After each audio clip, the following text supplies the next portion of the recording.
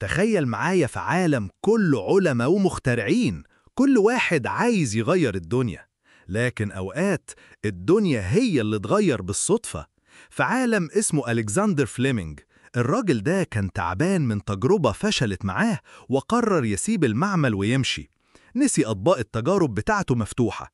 رجع بعد أيام لقى منظر غريب. الطبق اللي كان فيه بكتيريا اتكون عليه عفن. العفن ده قتل البكتيريا كلها.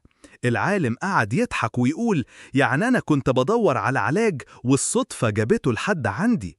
ومن هنا اتولد البنسلين، أول مضاد حيوي في التاريخ.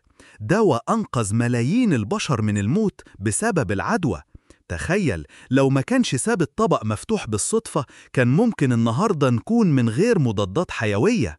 الصدفة ساعات بتكون أعظم من 1000 خطة. لكن خد بالك، مش كل غلط هيطلع منه اختراع. الفرق إن العالم كان مجهز عقله يستغل الصدفة.